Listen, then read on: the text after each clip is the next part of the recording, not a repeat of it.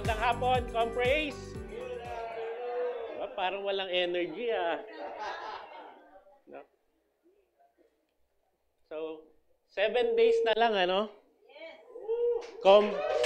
25th anniversary na, ng Community of Praise. Yon, month-long celebration ng Community of Praise, So, yung details po, i-announce yan later, Pakisabi sa katabi mo, kasama kayo dito.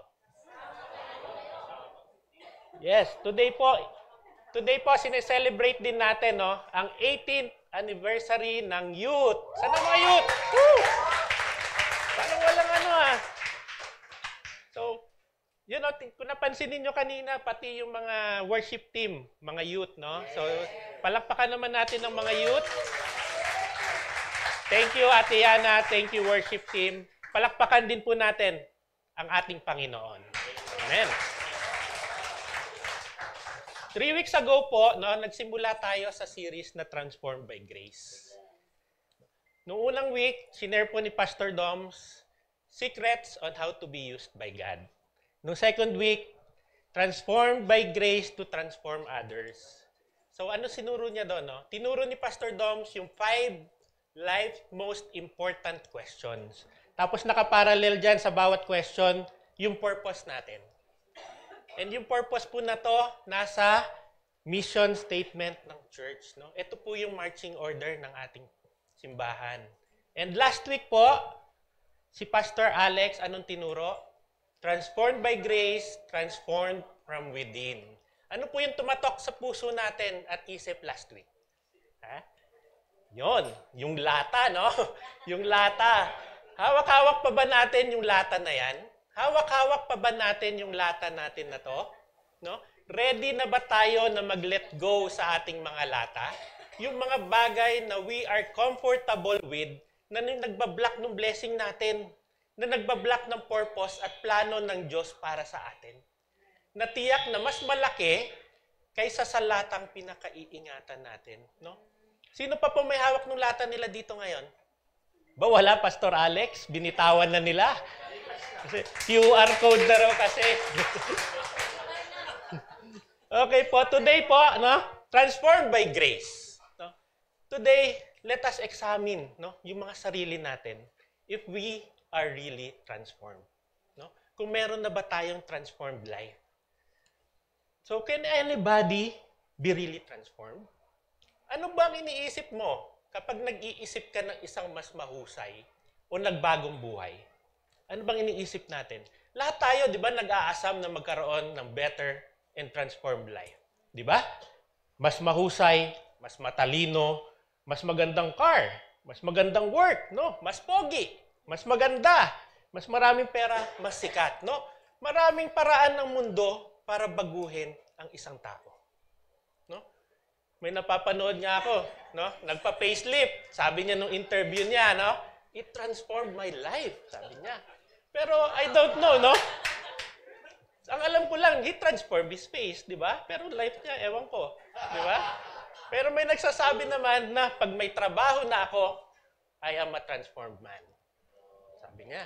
Pag na-promote ako, makakabayad na ako sa kautangan ko, masosolve ko na ang financial problem ko, and I will have a transformed life. Sabi niya. Meron naman ng iba pag sinabi, if na-straight na ang buhok ko, I will have a transformed life. Di ba? Minsan sabi sa advertisement, pag ginamit nyo ang produktong to, you will be a new man or new woman. Pero, yung iba naman, nagsasabi pag na-inlove sila, matra-transform daw sila. Sabi nila, education, Education that transforms. Kapag na-educate natin ng people, we can change our society. Pero, pag in-educate natin ng people, meron na din tayong smarter criminals, di ba? Ganun din. Lahat po itong nabanggit ko is superficial. Superficial transformation. We cannot achieve transformation through the methods of this world. Ano po bang sabi sa Bible about this? Jeremiah 13:23. Can an African change his skin? Can a leopard get rid of its spots? So what are the odds on you doing good? Who are you so evil, so long practiced in evil? So, sabi ng Panginoon, It is against our very nature to change. Man doing anything and everything to try to alter what he is unsuccessful. How about sabon? No? Pag ginamit ko ba sabon ko, can I be transformed? Pero dati gumagamit ako ng likas papaya. Nagbago ba buhay ko? Parang hindi naman, no? Sabi diyan, no, Jeremiah 2:22, although you wash yourself with soap and use an abundance of cleansing powder, the stain of your guilt is still before me, declares the sovereign Lord. Di ba? Kahit na ikula tayo o ibabad pa tayo, no? Transformation cannot be changed, cannot be achieved, no? Eh kung magbigay kaya tayo ng strictong rules or heavy punishment, makakabago kaya ng buhay? Jeremiah 2:30, in vain I punished your people. They did not respond to correction. Your sword has devoured your prophets like a ravenous lion. No?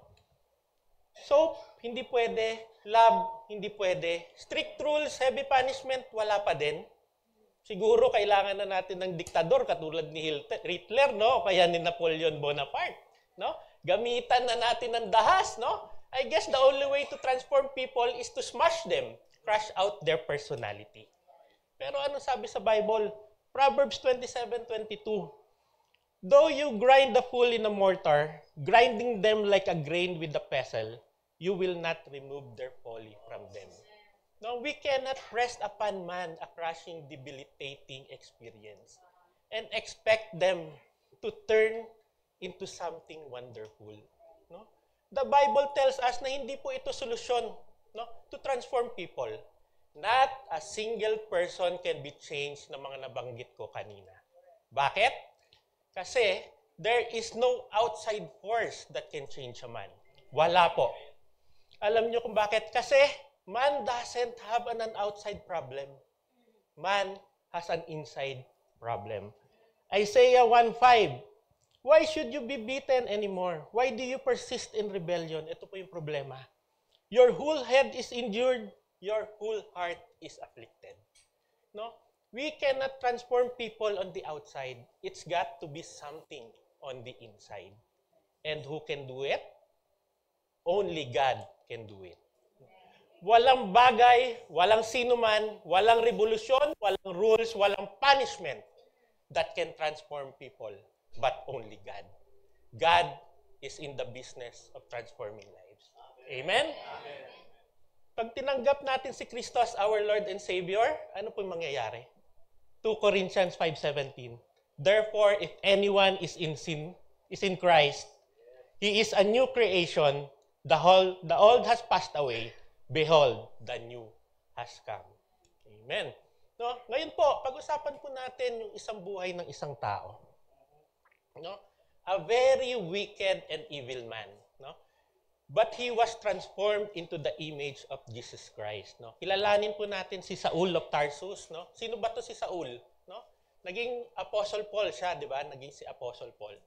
Anong klaseng tao ba tong si Saul? Sinasabi nilang si Saul daw is the world's worst sinner. Yes, tama po. Saul claimed to be the world's worst sinner. No? Lahat po tayo dito nagkakasala. Sino walang kasalanan, di ba? Ako may kasalanan. Pero I doubt na kung merong isa dito sa atin, no, na would announce yung mga kasalanan nila.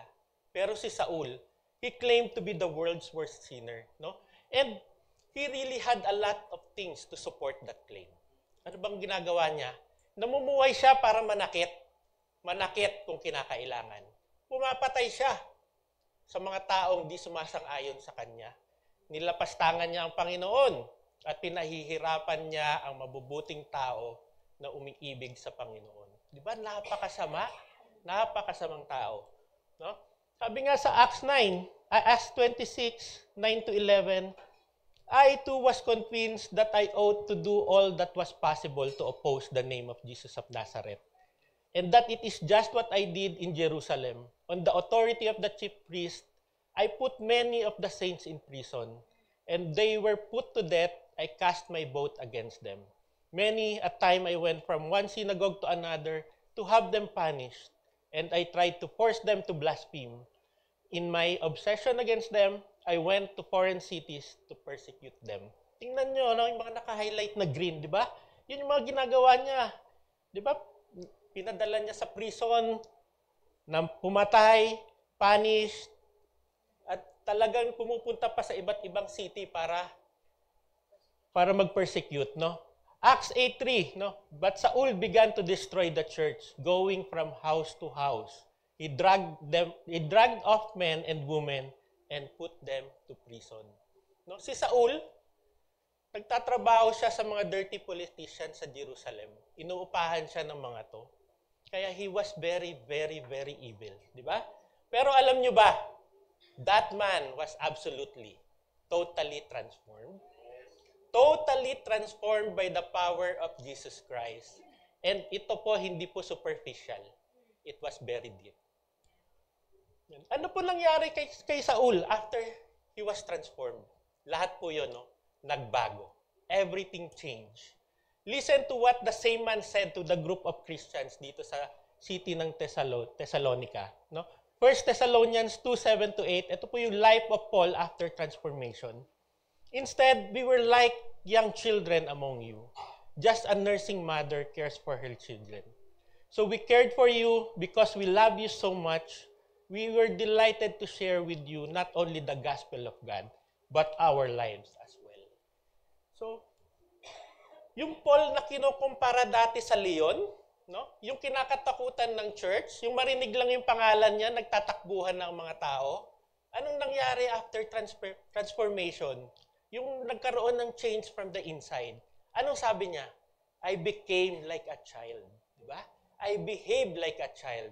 Naging ganun si Paul. No? Ilan po dito sa atin na makakapagsabi, no? Na once upon a time, ako'y lasinggero. Once upon a time, maainitin ang ulo ko. Once upon a time, naging sugarol ako. Naging addict, but the blood of Jesus Christ transformed me. And I am different person right now in Jesus Christ. Meron po ba, kapatid? It is the only blood of Jesus, no, that can transform our lives. 1 Thessalonians 2:11-12, for you know that we dealt with each of you as a father deals with his own children, encouraging, comforting, and urging you to live lives worthy of God, who calls you into His kingdom and glory. See, ang laki ng pagbabago ni Paul, di ba? What a change in personality, what a change in his outlook, what a change in his behavior, what a change in his speech. Yun po ang transformation that can be brought in by the blood of Jesus Christ. Paul is a whole new man.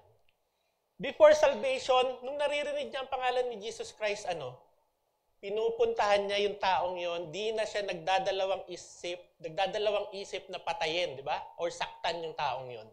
But after salvation, anong ginagawa niya? No? If he heard the name of Jesus Christ, anong ginagawa niya? Philippians 1:18, no? The important things that in every way, whether from false motives or true, Christ is preached, and because of this, I rejoice. No? 'Di ba?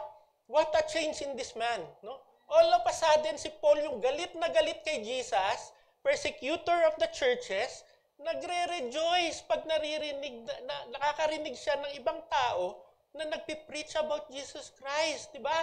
What a transformation that cross can bring in our lives. Church, if you're looking for a transformed life, if you're looking for a better life in this world, it cannot come from our job. It cannot come from love. It cannot come from our money. Hindi po natin makukuha sa yaman natin yan. It can come only through our Lord and Savior, Jesus Christ. Amen? Amen. Panoorin po natin itong video, Acts chapter 9.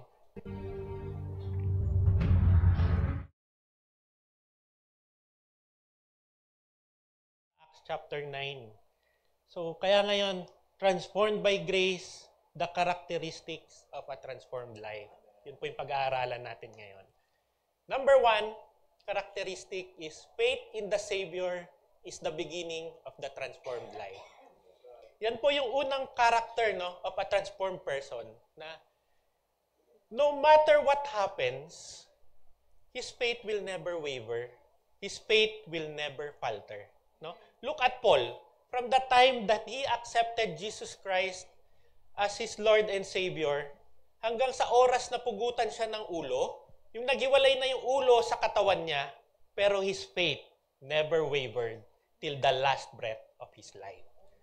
So, he trusted God in good times. He trusted God in bad times of his life. Tayo, church, how is our faith in Christ? Pag tayo ba may pinagdadaan ng pagsubok during our tough times, lumalayo ba tayo sa Panginoon? Do we murmur against God? Look at Paul, no? He went through shipwrecks. He went through pain. He went through persecutions. Nakulong siya. He was beaten, di ba? He was sick, walang makain. Pero anong ginawa ni Paul? He bore in his body the marks of Jesus Christ. And he said, hanggang sa huling hininga ko, my faith in God is strong, at kung ano ang mangyari, at kahit na anong mangyari, my faith in God will never waver. Amen? What brought that faith in him? Di ba? Napanood natin sa video kanina, no? Nung papunta na sila ni Saul, kasama yung mga kasama niya, di ba? On the way sa Damascus, no? Pinahinto sila ni Jesus Christ. No? He fell on his face, yung mga kasama niya fell down on the ground. At that point, no? Jesus Christ revealed himself to him. No? He saw Jesus Christ in blazing glory. Tingnan po natin yung scene na yan. No? Jesus Christ appearing and making contact with a sinner. Di ba? Church, who took the initiative? Tama po, no? God took the initiative. Church, ang Panginoon visited us various times in our lives. Maybe through our sickness, maybe through our circumstances, maybe through the direct gospel. And he had take the initiative to contact us with the gospel of Jesus Christ. Share ko lang po, no, how blessed po kami ni Kuya Alex sa mga bata sa Peacemakers. Nung una po, katulad lang ni Kuya Archie, no, nag-testimony last month dito.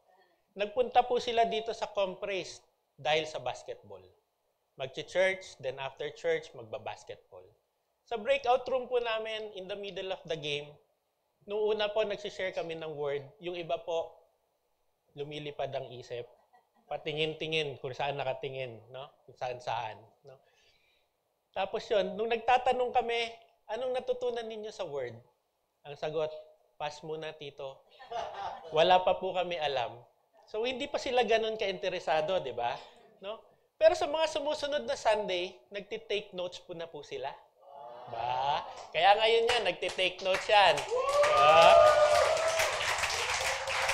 Nagtitake notes yan kasi tatanungin sila ni Kuya Philip mamaya, no? Nila Kuya Gio, kung ano natutunan nila. So, di ba? Tapos nung last Sunday lang po, nagulat ako nung nagtanong ako, sige, sinong mag-share ng natutunan nila sa word? Aba, lahat nagtaasan ng kamay. Wala akong mapili, hindi nagtutulakan, di ba? Wow, no?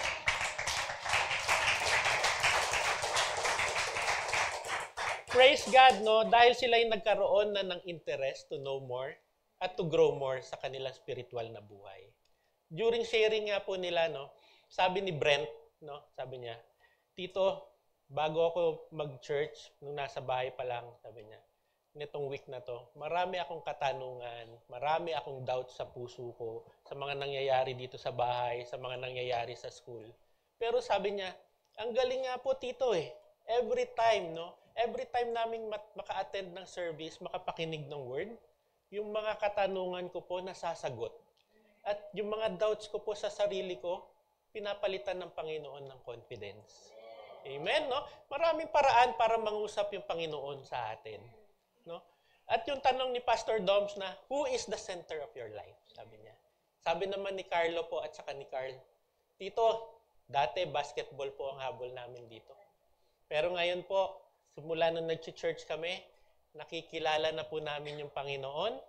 At tama po, si Jesus po dapat ang center ng buhay natin. Amen? Di ba? Nakaka-bless, no? And nakaka-bless po talaga. Kasi 2 weeks po kaming walang basketball. Pero nandito sila nag-church. Sabi nila, Sabi nila, Tito, mas importante po ang word. At matututunan namin. Bonus na lang po ang basketball. Amen, di ba? Ngayon po, nagpupunta sila every Sunday para makinig ng word, hindi lang dahil sa basketball. May basketball man o wala, nandito sila. Amen? Lord, thank you sa pagkilos po sa buhay ng mga batang ito. Sa mga invites no, dito, first-timers na nandito ngayon. Sa mga nagbabasketball, tara po. Every Sunday after nitong service, let's gather, let's play, and let's grow.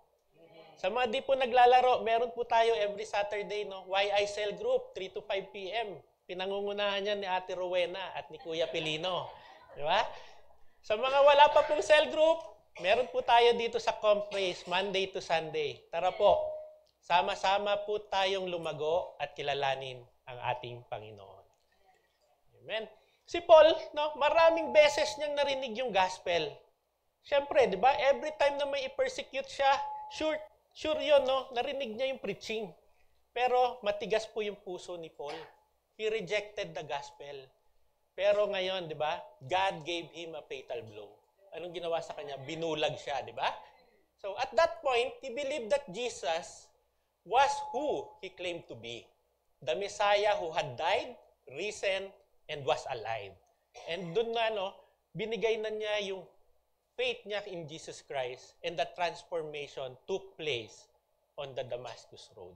Sabi nga, 1 Timothy 1:14, the grace of the Lord was poured out on me abundantly, along with the faith and love that are on Christ Jesus.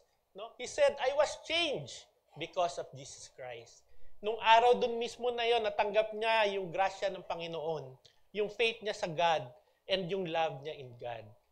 That is a life of a transformed person. So who can transform? Yun. Only God can transform. Nakikinig sila. So, yun din po ang nangyari kay Paul, di ba? His heart changed in that encounter with Jesus Christ. God took his heart of stone and gave a heart of flesh, and God put His Spirit into Paul. No, yun din yung nangyari, di ba? Kay Paul. Nung nag-transformation na siya, nagkaroon ng transformation, di ba? Ano pa ba ang nangyayari pag ang transformation takes place, no? John chapter 3, no? Only Jesus could say to Nicodemus how to be born again, how to have eternal life. The new birth, the new creation, and transformation can come only in Jesus Christ. Yung having in faith in Christ and Christ in us. Yung transformation experience po ni Paul, tingnan natin, no? He became a new creation. Paul, who was dead in sin, became alive in God. No? Yung he was so insensitive to divine truth, began to taste that God is good. So, Saul, who was blind, began to see. He who was in darkness stepped into blazing light, no? From darkness to light. He who did only evil continually began to have the desire to do good. Yung hell-bound na si Paul became heaven-bound. Yung rebel became the son. And it all happened in an instant sa Damascus Road. Church, if you're looking for a transformed life, the only place you'll ever find it is by personal faith in Jesus Christ. Number 2, fervor in supplication is the sign of transformed life. Ano po ba yung fervor? No? Fervor means intense, passionate feeling and drive. Supplication. Supplication means the action of asking or begging for something in prayer. So church, no, dapat we have an intense passion in our prayer life. Yung communion with God. Having a direct relationship with God. So, after sa Damascus, si Paul tumuloy po sa bahay ni Judas, no? Sa Acts chapter 9, for 3 days he was blind and did not eat or drink anything. So 3 days na yon, those were the days Paul concentrated on Jesus Christ, yung 3 days na yon. Yun yung mga araw na nag-sink in sa kanya, yung transformation na nangyari sa kanya. He began to understand what had happened. At yung pagbabago sa kanya, napakabilis at tuloy-tuloy. Di ba? Habang ngayon si Paul nakaupo doon sa kila Judas, nagmumuni-muni, nagdadasal, ang Diyos naman is beginning to move on the heart of another man called Ananias. Yan. Acts 9:10. In Damascus, there was disciple named Ananias. The Lord called him in a vision, Ananias. Yes, Lord, he answered. No? Ananias realizes it was God agad. No? Kasi believer siya. No? Alam na niya agad kung ang Diyos ang nagbibigay sa kanya ang nangungusap sa kanya. Ganon din dapat tayo. No? Kasi yung iba, magtatanong pa, sino ka po? Di ba? Kasi the last person we expect, yung Diyos makikipag-usap sa atin, di ba? Maaari si Ananias, isang leader to, no? Isang leader siya. Kung hindi man siya leader sa isang church doon, still isa siyang kilalang tao doon. Maaaring isa siya sa pakay ni Saul sa Damascus, di ba? Pero si Ananias po yung tinawag ng Diyos na pumunta kay Saul. So God is sending Ananias to Saul. Verse 11, the Lord told him, go to the house of Judas on Straight Street and ask for a man from Tarsus named Saul, for he is praying. Diba? Si Judas, ganun din, no? Probably a Christian. Pero nandun si Saul sa bahay niya. So, na-imagine nyo ba yung feeling ni Judas? Diba? Kilala mo yung taong mamamatay ng mga Christian, kasama mo sa bahay mo, sa loob ng bahay mo, mag-isa lang kayo doon. So, imaginein mo yung kinakatakutan mo, all your Christian life nasa bahay mo. Inaalagaan mo na parang wala siyang karumal-dumal na nagawa sa community na binabibilangan mo. Alam mong galit siya sa Kristiyanong tulad mo. Tapos pero ito, no, yun yung nakikita mo, si Paul praying, di ba? Sabi niya, wow, indeed God has plans. So praying, what is prayer? No? Prayer is communication with Jesus Christ. Si Paul spent 3 days in communion with Christ. That's prayer. It's just this kind of life flow and communion with Christ. That is prayer. So, hindi naman po ito yung first time na mag-pray ni Paul. No? He used to pray like a Pharisee. Pero, depending on his own self-righteousness. Pero ngayon, si Paul, he prays like a broken, contrite sinner depending on the mercy of God. Ito lang yung una niyang pagkakataon na nakalapit siya sa Panginoon. So, a transformed life is a constant contact with God. So, prayer as breathing. Parang kanina may naririnig ako dito, no, na nahihirapan daw siya huminga. Sino po dito yung nahihirapang huminga miski nakaupo lang? So, parang nagtatanong sa'yo, Doc EJ, no? Hingan nyo na ng calling card si Doc EJ. So, para sa ating mga Christians, no, prayer is like breathing. Diba? It's very easy. No? Madaling huminga. Maski tulog tayo, humihinga tayo, di ba? Di ba napakadali? Mas mahirap pang pigilin ang paghinga kaysa huminga. Tama ba? Kaya ganun din yung prayer dapat natin as a Christian. No? Mas madaling manalangin kaysa pigilin ang sariling makipag-usap sa Panginoon. So it's harder to pray for a Christian. It's harder not to pray for a Christian than it is to pray. Because when you're not praying, you're holding your spiritual breath. If you're really born again, it is normal, no, to relax and let God be involved sa buhay natin. So prayer as a baby's cry. Paano ba? No? Nung pinanganak tayo, di naman tayo tinuruan na umiyak, di ba? We are born with the ability to cry. Crying, yung paraan natin para magtawag ng atensyon, di ba? If we need anything and we need something, at surely, pag umiyak tayo, kung sino man yung nagbabantay sa atin, pupunta agad sa atin, di ba? Magre-respond. So, as a Christian, ganun din po ang praying dapat para sa atin. When we were born again, we were born with the ability to cry to the Lord. Default mode na po natin yon. Kasi, only God can supply all our needs. No? It will be never our might, not our power, but God's alone. When we were born again, si God na po yung caretaker natin. We cry to get His attention. Amen? At syempre, ang prayer po, no? Hindi one-sided conversation. Nasagot ang Panginoon, di ba? Maaring inabot siya ng 3 days para sagutin si Paul, but he always answers. And it's beautiful to realize this, no?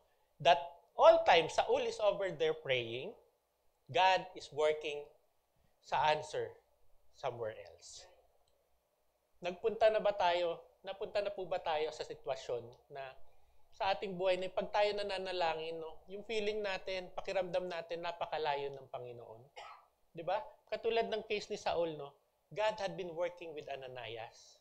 Don't ever assume that when it doesn't happen now, it isn't happening with God. Church, it is. It is. Church, God works in His own way and His own time. Habang si Saul andun kila Judas nagdarasal, ang Diyos hinahanda na niya yung sagot sa panalangin niya. And Ananias is going to deliver it.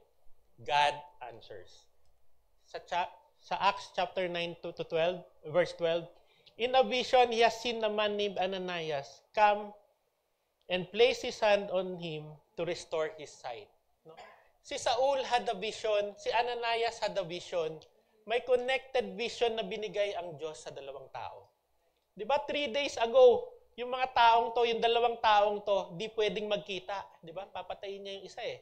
Dahil sa vision na pinakita ng Panginoon, they were destined to meet. Now, that is God's control. Di ba? Siya yung nag-aayos ng mga pangyayari. For 3 days, Saul prayed and God moved to answer his prayer. When you're really transformed, you spend time communing with God. And God speaks back to you. Amen? So, ito po, share ko po ulit, no? Si Carlo po ulit at saka si Carl. Nung mga few weeks ago, maulan. So, pauwi na sila galing school. Napakalakas ng ulan, bumaha doon sa may Las Piñas. Di po sila makatawid. Anong ginawa nila? Sabi nila, Tito, nag-pray po kami. Nag-pray kami. Tapos pagsilip namin sa kanto, alam niyo po, may gumagawa ng tulay para makatawid kami sa baha. So, di ba? Ang bilis ng sagot ng Panginoon. Di ba? So, ako po may experience din few weeks ago, nung muulan din, bumabagyo. Sino na po ang nakapag-park sa parking lot ng Doña Sol? Di ba? Ang grabe ng traffic dito, no? 8 a.m. po yung pasok ng anak ko sa Alabang. Normally, our travel time is 25 to 30 minutes. Pero umaalis kami niyan 6:30 to 6:45. Kasi napaka-unpredictable po ng traffic dyan. Yun nga, no? One Monday, maulan, mabagyo. Traffic nga sa Doña Sol. Di ba? 4 lanes yan, 2 lanes kabilaan. Minsan yan, nagpapasbuhos sila, ginagawang 3 lanes papuntang Bikutan. Ayun, ginawa pang 4 lanes papuntang Bikutan. So, di ba? Ang galing. Hindi na ako magsasalita. Pero, sino hindi mag-iinit ulo doon, di ba? So, malapit na nga maglaglagan yung prutas ko eh.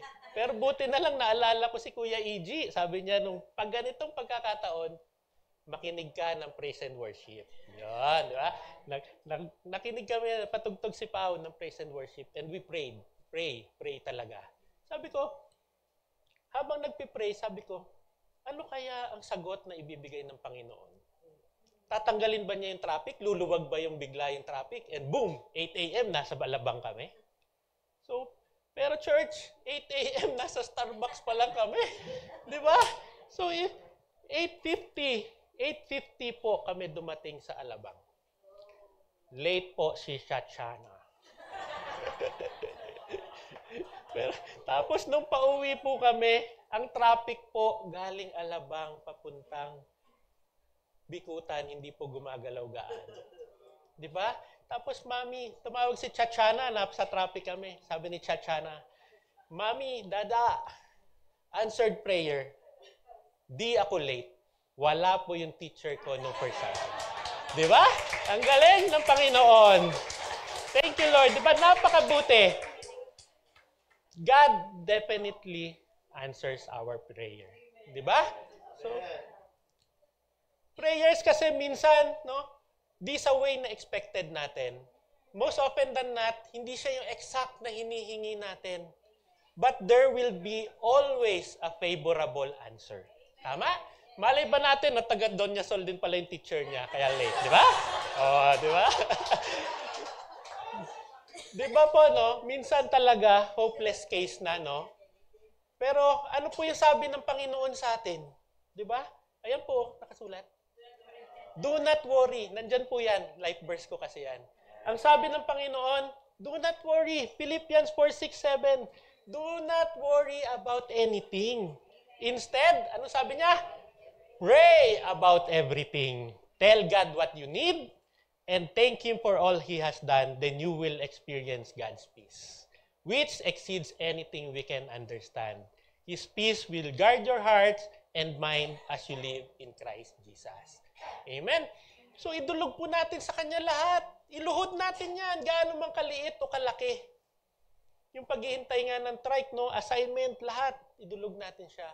Kaya nga, God impresses on us na always to remind, advise them sa basketball CG na start your day with a devotion. Start your day with a prayer. Paggising natin, pasalamatan natin siya sa nabuhay pa tayo, humihinga pa tayo. Hayaan natin na pangunahan tayo ng Panginoon sa gagawin natin sa araw natin. Pray for your protection, pray for provision, pray for wisdom. At bago tayo matulog, end our day with a prayer. Pray to God, thank God sa victory, thank God sa blessing na tatanggap natin sa araw natin. And pray to God to restore our strength. Pray without ceasing. And God will do the work. Amen?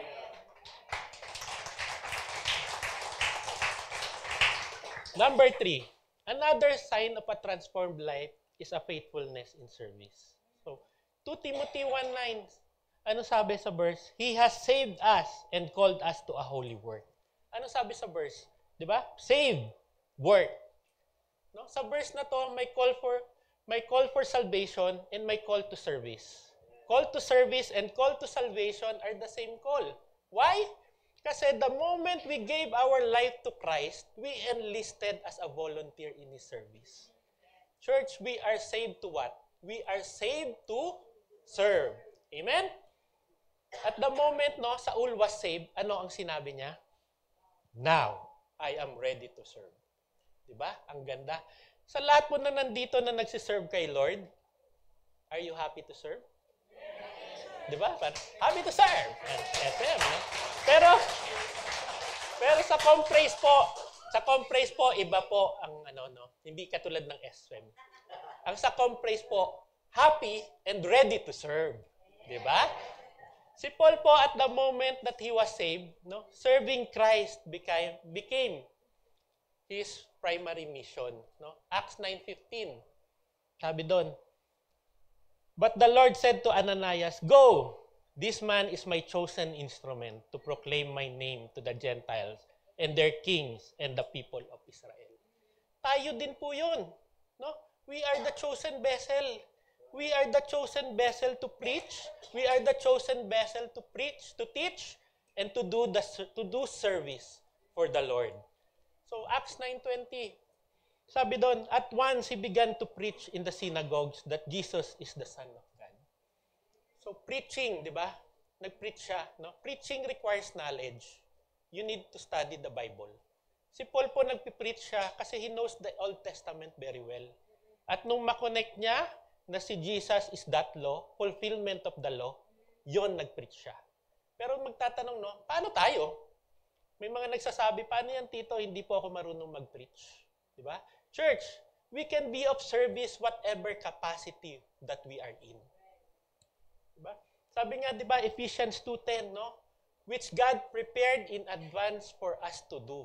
Nung hindi pa tayo pinapanganak, pinlano na ng Panginoon in advance what He wanted us to do with our life.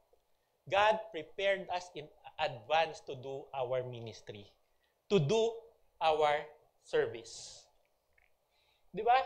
We are unique, no? Pakisabi sa katabi nyo, you are unique. Di ba? God uniquely shaped us, no? Binigyan niya tayo ng iba't ibang spiritual gifts. Hindi tayo magkakapareho niyan. Magkakaiba rin yung heart natin, magkakaiba yung ability natin, magkakaiba yung personality natin, magkakaiba yung experiences natin. Si Jem, tsaka si Franz, kambal yan, di ba? Magkamuka. Yung isa kulot, yung isa unat. Di ba? Pero magkakaiba po puso niyan, magkaiba thumbprint niyan. Di ba? So binigyan tayo magkakaiba, unique tayong lahat. No two people have the exact same shape. No? God has made us unique. He has unique ways, no? And God wants us to serve. Sabi nga ni Tito Peps at Tita Ludi, no? Hindi aksidenteng nandito ka ngayon. Sabi niya gano'n. Tama po, mga kapatid. Di po aksidente na pinagsama-sama tayo ngayong hapon dito. Kasi may unique purpose ka. May unique contribution ka. May unique assignment ka. May unique work ka. You are created to make a difference. You are made for a ministry. At may unique role ka na di namin kaya gawin. At ikaw lang ang makakagawa nun. Amen? Ito po ang tanong, no? Are we postponing God's call? Kung sasabihin mo, Lord, saka na ako magli-lead ng cell group pag natapos na problema ko. Someday na, Lord, pag nakaluwag-luwag na ako, sasama ako sa YICG. Saka na ako sasali sa ministry, Lord. Busy eh. Lord, busy po ako eh. Dami assignment, daming deadlines, etc. No? Ang dami nating dahilan. Pero tingnan po natin yung mga youth dito. Pareho ninyo, napakadaming gawain sa school niyan. Napakaraming deadlines. Pero I'm sure, no, may struggle sila kung ano uunahin. Pero masama bang mag-aral? Masama bang i-goal na ma-reach mo yung deadlines? Di naman po masama yun, di ba? Kasi they are also responding sa instructions ng kanilang mga magulang at their responsibility as a students. But God has ways of working things for us if we know our priority. At syempre, siya dapat yung priority natin. Di ba? At paalala na naman din po, no, sa mga youth na nandito, no, di natin maluloko si Lord. No? If we are using Him bilang excuse para magtamad-tamaran, no, may time pa naman para gawin yung mga school works natin, pero tumambay ka lang, tapos saka ka magpa-panic mode kung malapit na yung cell group, sabay sabi, no, bahala na si Lord. Unahin ko ang ministry o CG. Di ba? Watch out, youth. Pero wala naman dito niyan, di ba, Kuya Pilino? Wala naman sa comprise niyan, di ba? So, praise God, no? Sa mga youth natin, di nagmimintis sa ministry dito. Yung mga youth natin na yan, may cell group yan pag weekdays, may kanya-kanya sila. Pagdating ng Sabado, may face-to-face cell group pa yan. And after nung cell group nila na yan, Saturday night, may practice pa. Tutuloy yung iba sa practice sa worship, yung iba nasa tech team, late na nakakauwi, then maaga pa kinabukasan para mag-usher sa Sunday morning and afternoon worship. Sila po yung mga masasayang sumasalubong sa atin sa baba.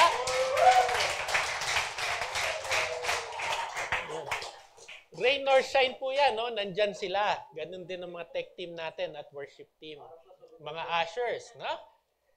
So, di pa po natatapos yan sa AM at PM service, no? Di diretso pa sa court, sa basketball court, di ba? Hanggang gabi pa yon. Pero, pag titingnan natin, no? Weekdays, may cell group. Weekends, may cell group and ministry. Aba, may oras pa ba itong mga to para mag-aral? Di ba? Para i-meet yung mga deadlines nila. Pero alam niyo, church, di pinapabayaan ng Panginoon ang service natin. Dahil ang mga batang mga to, ang mga youth na ito, pagdating po ng recognition, halos lahat to may award. Yes. Dean's Lister, Valedictorian, Honor, Special Award. Diba? Kaya wag na natin pong i-delay or ipagpabukas yung service natin. Hindi po interesado ang Diyos in someday. Sasagot natin someday. He wants your love and investment of your life now. Si Apostle Paul po didn't postpone his service. He did it when God called him. Diba? God doesn't want your service tomorrow. There's nothing to do for tomorrow. For tomorrow will take care of what he says. Diba? God wants you today. Church, binigyan tayo ng Panginoon ng talents and abilities, no? Kung ano man yan, gamitin natin sa pag-serve sa Panginoon. Diba? Magaling ka kumanta, magaling ka sumayaw, music ministry. Nandiyan si Tito Ed, Tita Susan. No? Kung sa TikTok nga, pinapakita mo yung talent mo, bakit di mo gamitin kay Lord? Di ba? One day po, may lalaki nang nagtatamburin dito, no? Kagaya po dati ni Marvin and Ken, no? Di ba, Herbert? Si Jumon? Si yung nagbo-volunteer kanina? Si Justin? Di ba? Pero, huwag kayong mag-alala, di kayo pasusuotin ni Tita Susan at ni Tito Ed ng white dress, ha? So, if mahilig po kayong magkumpuni, samahan niyo po ako dito sa maintenance ministry. If you have heart for children's ministry po, nag-aabang dyan si Teacher Pau at Teacher Mergy. Nakaabang na nga sila, oh. Ha? YA Ministry, Tech Team, may Teenagers, Ushering Ministry, Intercessory Ministry, Mission Ministry, at marami pa pong iba, no? Lahat po ng ages po, no, meron tayo and naaakma na may ministry tayo para sa inyo. Tara church, no? Tara po. Don't be idle. Don't be a rusty Christian. We are inviting you. Be a servant. Comprise po is blessed with servants. Sabi nga ni Tito Ed, I found joy in serving God. Diba? At yan po ang gusto naming maranasan ninyo, ang joy in serving God. Amen? Church, are you allowing God to mold you into beautiful and useful ways na to? O kaya, no, di ba, manggaling ka sa isang puno na walang dahon, no, tuyot, halos mamatay na. Church, do you want to surrender your life to God, no? At hayaan siyang payabungin ang ating mga sanga? If gusto mo magkaroon ng transformed life na katulad ni Apostle Paul, yung transformation na nagmumula sa ating Lord and Savior Jesus Christ. Church, ito na po yung pagkakataon. Pagkakataon nyo po para papasukin natin si Kristo sa ating puso. Hayaan po natin siyang baguhin niya tayo from inside out. Church, if you want Jesus Christ in your life, sundan niyo po ako sa panalangin ito. Panginoon, inaamin ko po sa inyo na ako'y makasalanan. Hinihingi ko po, Lord, ang inyong kapatawaran. At katulad po ni Paul, sa pamamagitan ng inyong grace, ako'y inyong papatawarin at lilinisin at bibigyan ng bagong buhay. A life that is worth living. Mabubuhay po akong muli na isinasabuhay ang purpose na inilaan mo para sa akin. Panginoon, tinatanggap po kita bilang isang Diyos na tagapagligtas.